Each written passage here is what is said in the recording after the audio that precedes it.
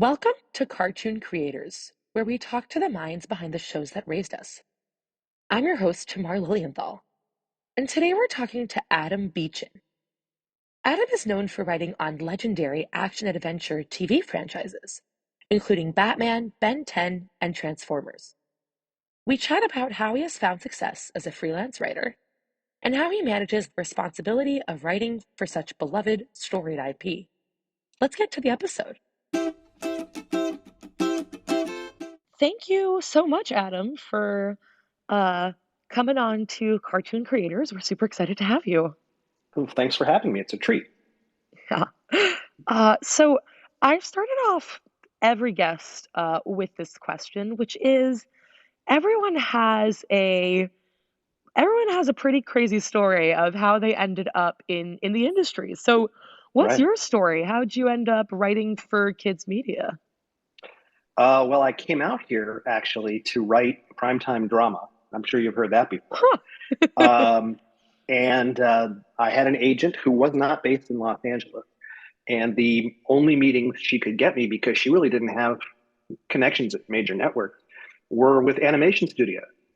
So I pivoted and wrote some animation samples, and she got me interviews at places like Warner Brothers and Sony and Klasky Chupo and places like that.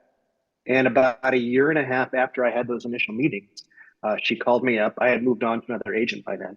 She had called me up and said, "Do you envision us ever working together again?" I said, "What are you talking about?" And she said, "Well, Klasky Chupo just called me and they want you to write an episode of a new cartoon they're doing called The Wild Thornberrys." Apparently, one of my samples had landed somehow on the desk of the story editor, and he pulled it out of the pile and just happened to like it. So I wrote an episode of The Wild Thornberrys. My first time writing animation, or even thinking really about writing animation, and that turned into a staff job on the show, Wow. and that has led to everything since. And your heart mended from the not pursuing dramas piece of it. Well, I've continued to pursue writing drama, Oh, which has been really? fun. Yeah, yeah, and I actually managed to write an episode of MacGyver, the reboot, that Wow. was on a couple of years ago, thanks to a former animation colleague who has made the leap from animation into prime time. He was kind enough to call me up and offer me a freelance script when another writer on their show fell through. So I got a chance to do some prime time, and I really loved it. That's incredible because I feel like Yeah. people get so easily boxed. And our listeners are kind of a bit of a mix of industry related folks, non-industry, just nostalgia related folks. So maybe some folks don't know this, but I feel like, the entertainment space in general has such a reputation of kind of putting people into boxes pretty quickly. So Yeah. that's pretty incredible that you've been able to kind of have a foot in multiple worlds like that. That's pretty cool. Thank you. I've been really fortunate. And good fortune is a lot of what this job is. You have to be ready for it, and you have to have hopefully good samples. But it's also about who you meet along the way, and who you help along the way. And um, I've been lucky enough that some people have looked out for me, and I've had some good opportunities and tried to make the most of them. So I feel really fortunate, and try to, I don't know, pass that along to other writers when I have the opportunity. That's awesome. That's how the next person ends up in the same place as you. So that's very Exactly. cool. Somebody did it for me, so absolutely. Yeah. And it's interesting because in addition to what you mentioned about kind of having your foot in multiple uh genre worlds, I guess you can say, Hmm. you've also written for a lot of different age groups, which again I feel like is so unique because people get boxed as a preschool writer, as a teen writer, as a, um, Yeah, but you've kind of run the whole gamut there of preschool up to, teens. yeah. So what is your favorite, demographic to write for? What age do you what really like speaks to you most? I think having grown up reading superhero comics and being such a big fan of those, that I'm probably most at home in the 6 to 11 action adventure arena, Mm. and stuff that has a good amount of comedy in it, and just really allows you to get to all the emotions. That said, and I've done most of my work, I think, in that space. But that said, I feel really lucky that I've had the chance to write preschool, that someone took a chance on me with it, because it's developed my chops, I think, in that area well enough that I think I can be a realistic option for a show that's looking for a preschool writer. And I've just tried to, get in as many places as I can. I think that's what you have to do in this business, and not pass up opportunities just because you're perceived as one thing.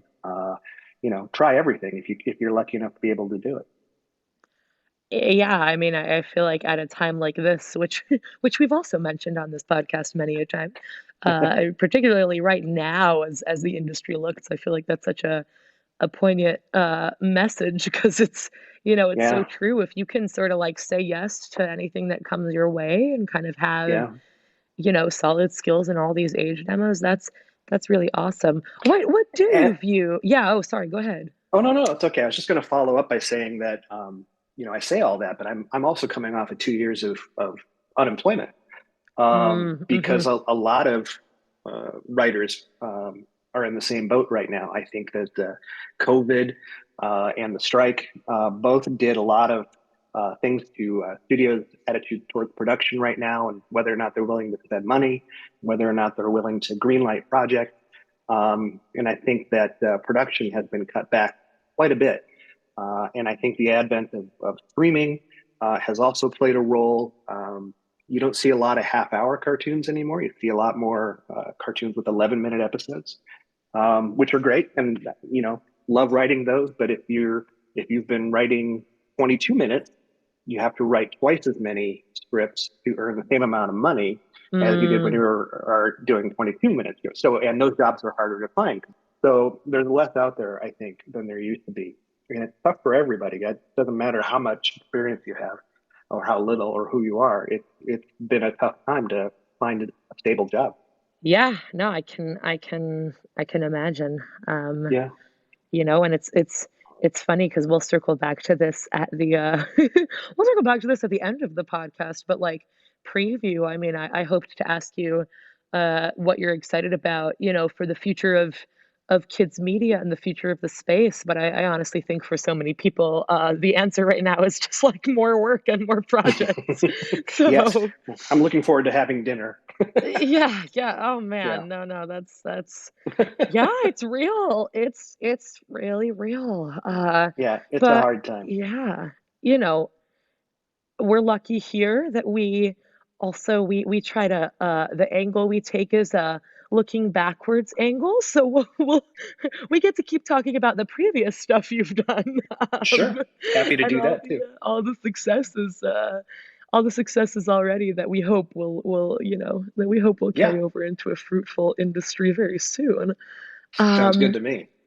but yeah, yeah. So I think a good follow-up to this is, you've written on a lot of really well-known, really legendary franchises like Hmm. the Rugrats, Scooby-Doo, Teenage Mutant Ninja Turtles. Those are really big. So I guess I'm wondering. I mean, I certainly um haven't interviewed anyone yet with a foot in all of those franchises. Does that ever feel like kind of a big responsibility, A? And then B, I can imagine that it can be hard to write for a franchise that's so beloved and has so many like, followers. How do you stay true to that, but also like if you're tasked with writing an episode, like have your own voice in it and do your own thing? Well, I'll answer the last part of that first, which is if you're a freelancer and you're brought on to an existing show to write a script, your job is to match the voice of that show. And Mm, they want your creativity, and they want your your voice and your input, but they're not looking for you to reinvent their show by making it all your voice. You want to match what they've done, have the characters speak the way they've had the characters speak, have the action play out the way they've had the action play out, and try to uh, mirror their format as much as possible. That way, they don't wind up with a script that is completely off the path of what they're trying to do.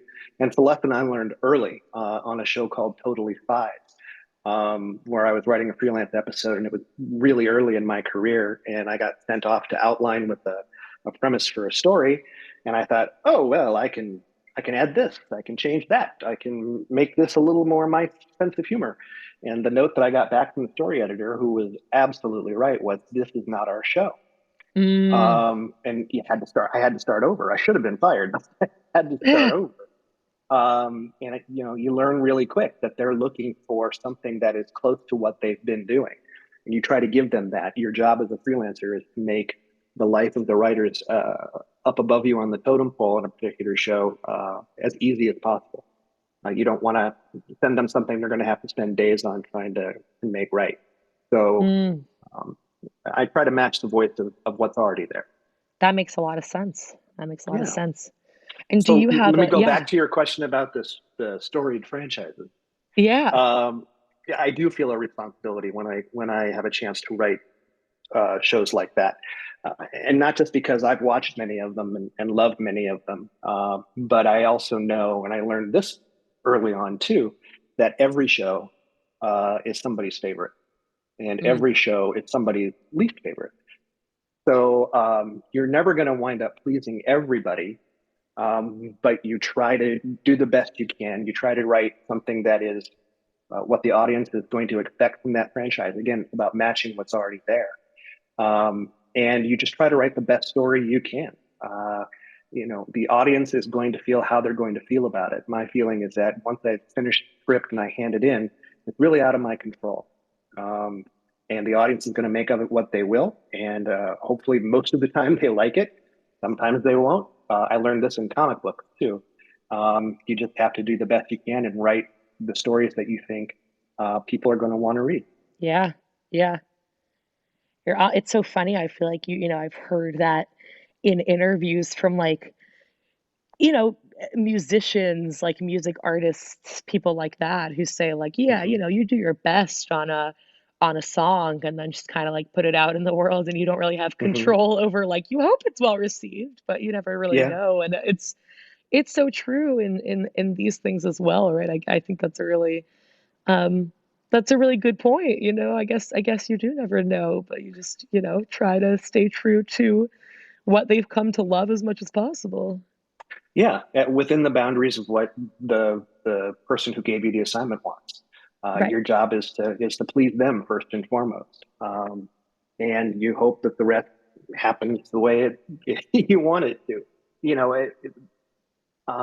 My original stuff, my original voice, whatever, is saved for the stuff that I write on my own, my original ideas and things like that.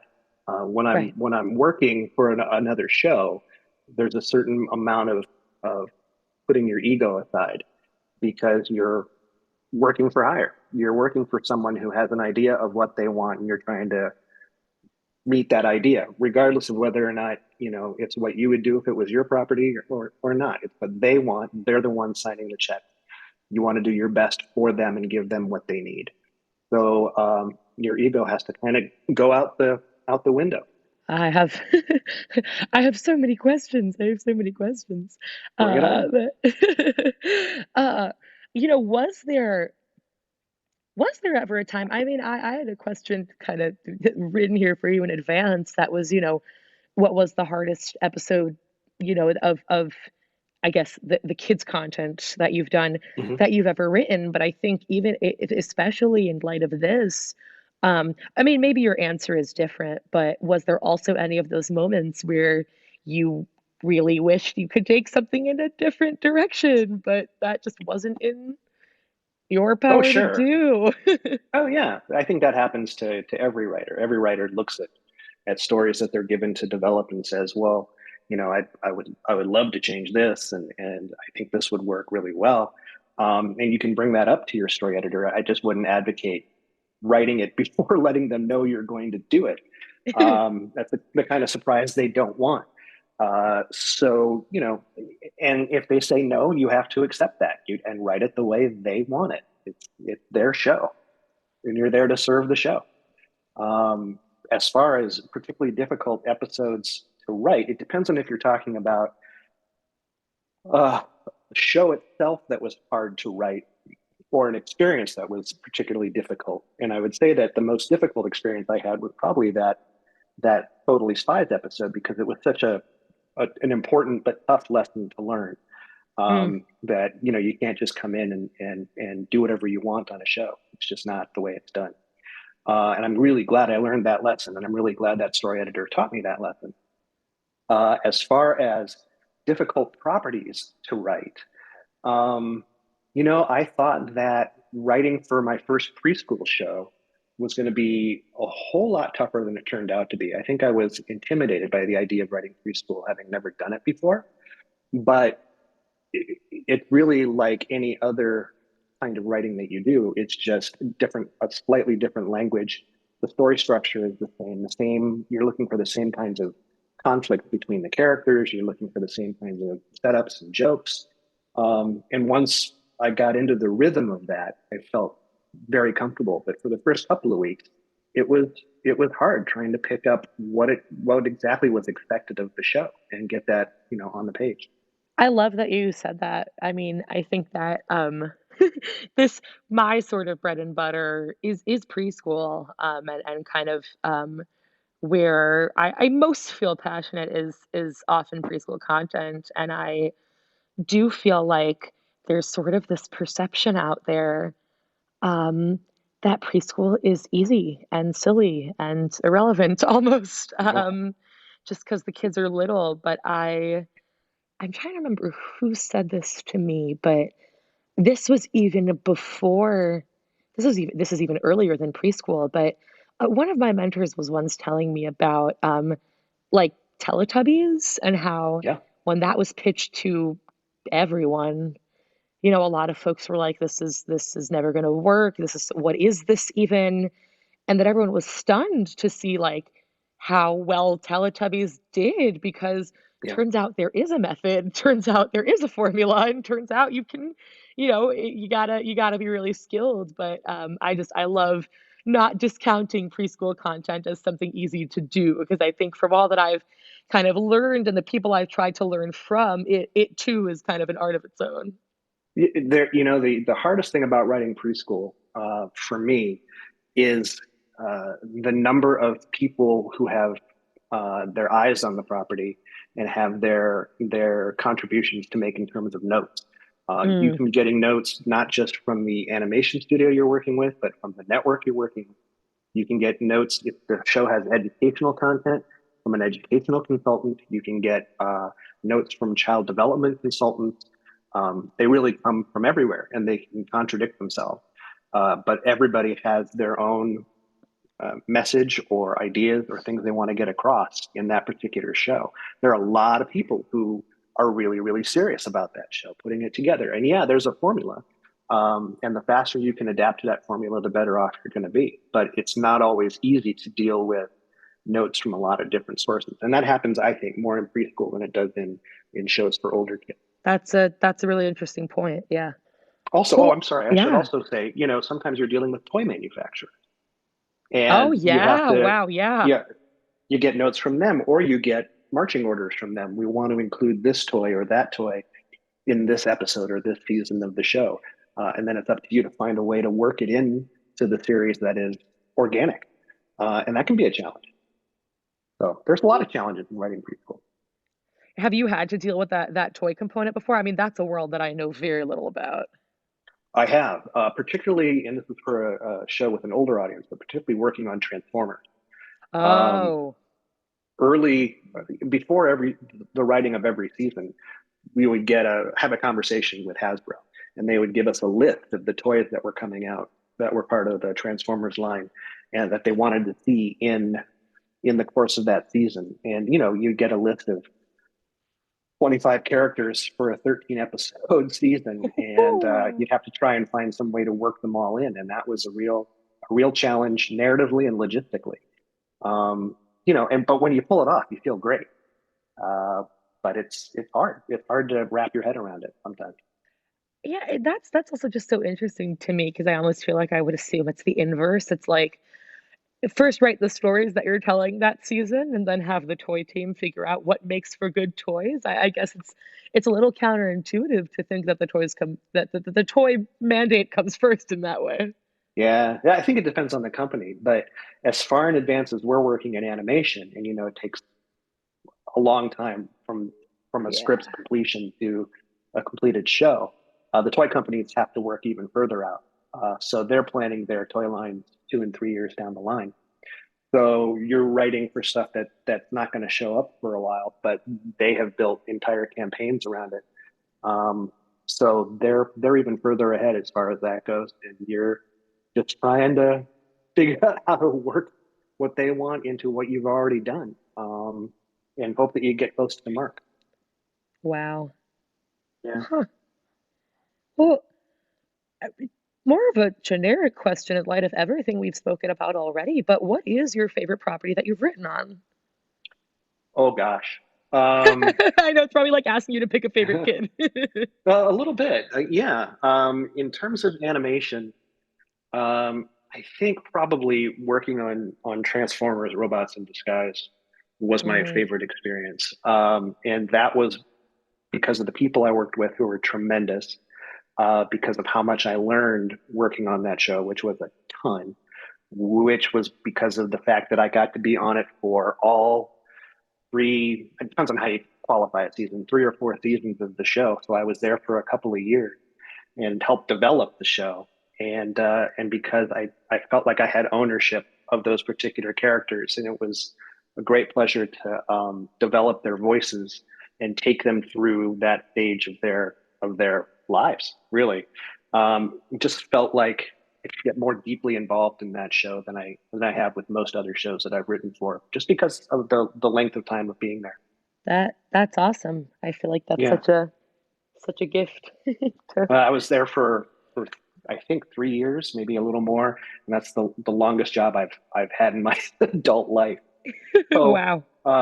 and I still talk to everybody who worked on the show, and we have a lot of fun memories of it. And it was just a great experience all around. But I haven't had many bad experiences. I've been really lucky to work with some great people over the years. That's awesome. That's awesome. And I know, you it was your stint on Rugrats where you met Scott Gray? No, Oh, Scott and I go back to high school. Um, we wow. went to the same high school in Phoenix. Scott was a year behind me, but we were very good friends even then. And we kept in touch through college, and we did improv shows together and played golf together and read comic books together. I was the best man in his wedding. Um, Wow. and and we both wound up here through completely separate means, working in the same industry, and we've had the chance to work together a bunch of times, which I'm really happy about. Scott's great to work with. He is an idea fountain, which makes him invaluable to any show. You give him any kind of show, he will come up with 10 ideas in a day, and then you'll come back to him and say, I need 10 more, and he'll have those ready to go. It never ends with him. He's a tremendous writer, and he's like I said, he's an asset to any show. Wow, that's incredible. This is such a sort of sidebar point, but what I love about this podcast is that I am still learning just like these great stories of I had Jill Kaza Turner on who told me how, she and her husband like met in the industry, and now I'm like talking to you about how you and someone else I interviewed like go all the way back to high school. Yeah. It's the people have got some really cool stories. And also, as someone who's still fairly new in the industry, it's a little terrifying how much everyone knows each other. And if you you feel like if you screw up, everyone will know about it. But nonetheless, it's great. It is a relatively small community. Um, you do, once you're sort of in that community, you get to know everybody in the community to some degree, Yeah. and that's a great thing because networking is a part of the career. And it's not always the fun part of the career, and it's not, sometimes it gets in the way of friendship. If you're lucky, you're able to do both at the same time. and meet really good people, and you look out for each other. If somebody is really in need and you have the ability to get them a script and it'll help them out, or if somebody is looking for a break into the industry and you're friends with them and you have the opportunity to do that, those opportunities can be few and far between because there's a lot of approvals that go beyond the story editor or the producer. But if you can do it, you try to do it because you would want them to do it for you. That's beautiful. Thank you for saying that. Yeah, that's awesome. That's awesome. Well, I think, as we kind of close out here, I'm going to circle back to what I referenced earlier, but besides the answer of, hopefully there will be more work and projects and a thriving industry again soon, uh, you're someone who's had such a sort of long and successful career so far. What are you excited about for the future of kids media? And I guess sort of as a follow-up to that, is there something that you think kids TV has not tackled yet that you'd love to see? Oh, wow. I don't know that it's so much that as I would like to see a return to some of the kinds of shows I've written for in the past that I've enjoyed a lot. And I don't know that there are as many action adventure shows, half hour, as there used to be. Mm, And those were the kinds of cartoons that I always enjoyed growing up. And I would love to see more of those come back. I'd love to see, you know, um, Marvel and DC get even more into the game than they already are, and have more shows. I think they have so many different great properties that they could develop shows around.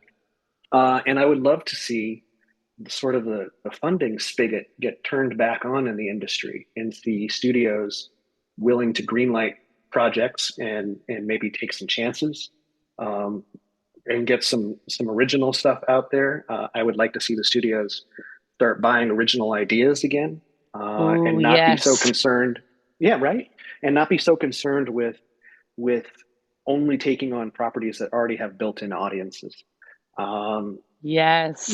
I Snaps to understand it that. from I understand it from a business sense, but you're never going to get anything that feels too fresh if you keep doing it that way. Um, and I think there's God always has to be room for fresh ideas. I mean, from your mouth to the right people's ears. Let's hope. I couldn't agree more. But thank you so much for coming on and My pleasure. for your time and for sharing all this with us. And You bet. we're grateful to have chatted. So thank you. Well, thank you for having me again. It was a treat and always fun to talk about the industry and the great people you work with and the opportunities you get. So happy to be here. Thanks for tuning in to Cartoon Creators. We would love if you connected with us on one of our social media channels. Have a comment, question, or an idea for a guest we should bring on to the pod? Email us at info@cartooncreators.com. Both words starting with a K, of course.